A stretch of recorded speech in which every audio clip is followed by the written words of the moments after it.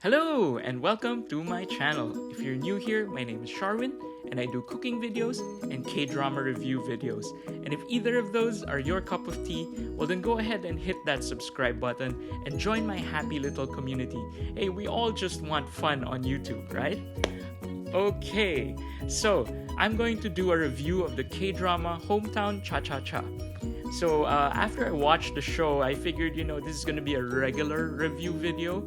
But then this huge scandal regarding Kim Seon Ho came out, and I was left unsure if I still wanted to do a review of this K drama or just drop it altogether. But I figured, you know what, there's a lot of other actors in this drama. So regardless of how this scandal turns out, I just want to talk about the show, and then you guys get to decide if you want to watch the show or not. All right? So, number one, the plot.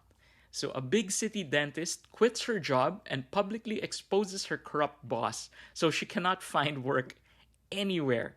After going on a trip to a seaside town, and after a series of unfortunate events, she decides to open a clinic down there. There, she meets a wonderfully eccentric group of people, including a man who seems to be a jack of all trades, but he only works for minimum wage. So we follow their story as, of course, they inevitably fall in love. Number two, what do I love about this series? So, apart from all the cuteness and laughs, and I'm gonna say the word cuteness a lot in this series because they bring in the cuteness. I think this series does a great job of showing us that no matter how well we think we know a person, we never really know what's in their heart, right? I mean, we don't know what makes them happy, we don't know what makes them fulfilled. So we can't really judge, if they're doing a job that you think is beneath them, right? Even if you think a person is so talented that they can do other jobs or go to the big city, you can't judge them because they have their own reasons for doing what they do. We also don't know why people act a certain way. We don't know what they truly fear. So it's really best to just let the person tell you what they want and just try to be there for them when they need you. Number three, let's talk about some members of the cast. Shin Min Ah, who plays Dr. Yoon Hye Jin. So as usual, whenever she plays in romantic comedies, she is so good at being cute. Okay, so I know that sounds weird, like it's a certain talent to be cute, but she manages to make it so believable that she's excited, that she's in love, that she doesn't mind being silly, and you can't help but root for her. I love also the personal journey that Yoon Hye Jin goes through, right? She comes in as someone who feels she is too good for what she perceives to be a backward small town, and then in the end she converts into someone that not only becomes a member of that community, but she becomes a proud one that actually serves that community and contributes to the well-being of that community. So I love that character arc, and I think it's made really believable and really lovable because of Shin Min Ah. Number four, let's talk about Kim Seon Ho, who plays Hong Do Sik. Um, you know, uh, Kim Seon Ho has range, right? As an actor, like I've seen him play the bad guy, I've seen him play the good guy, I've also seen him play the second lead. So he has range when he needs to.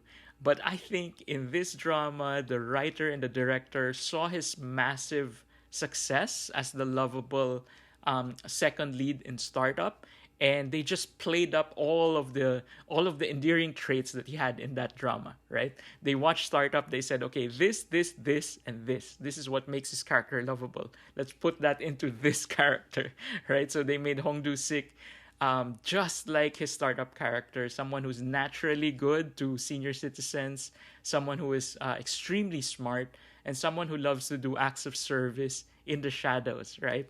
In the background. But I do love the character arc here, as we see this character going from someone who insists on helping others but never talks about himself to finally becoming a person who learns to accept help from others. Number 5, food. So there's a ton of great food featured in this series. But right in the very beginning, they show us this dish and then they show it to us another time. They featured seaweed soup with sea urchin. So myeokguk, or the birthday seaweed soup, is actually really delicious, and I've made it before. I've made it with clams.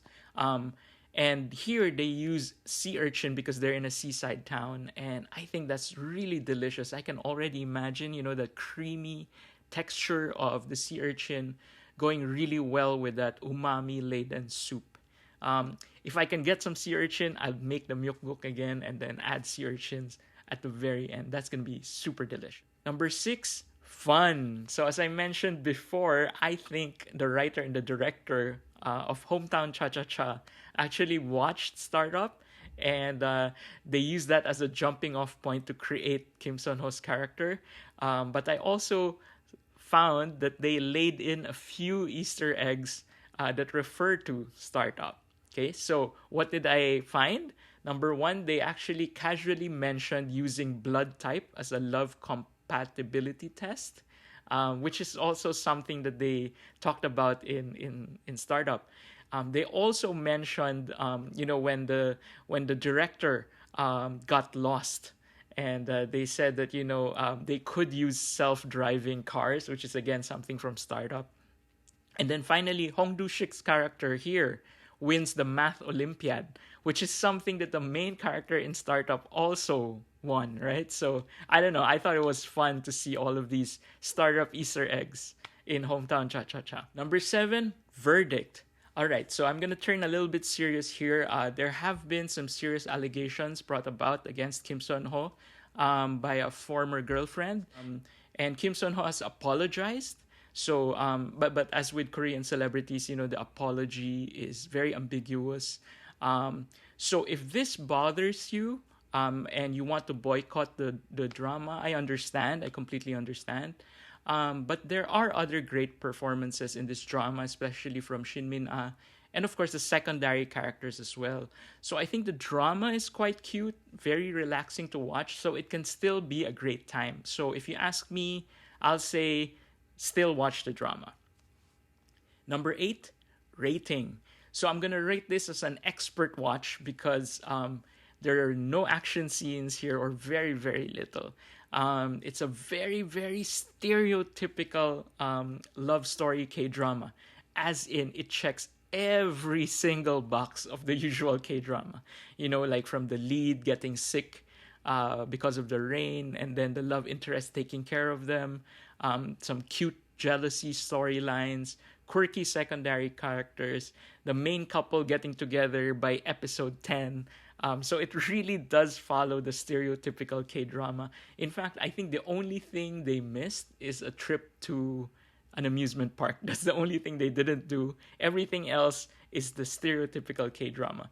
But I think it's a testament to the cast that this is still a fun watch. It's still very cute, very romantic. It's fun and it's light. But I think it's definitely not for beginners. This is not a good K-drama to start on, because I think that if you're a K-drama newbie and you watch this, you're gonna be like, oh, so much cheese, so much cuteness. I'm not into this, right? Alright, that's my review of the K-drama Hometown Cha-Cha-Cha. Alright guys, if you enjoyed this review, hit that like button, hit that subscribe button as well. I would really, really appreciate it. And then hit me up in the comments section, which K-drama should I review next? Or which K-drama recipe would you like me to cook? In the meantime, you can watch my other videos right now.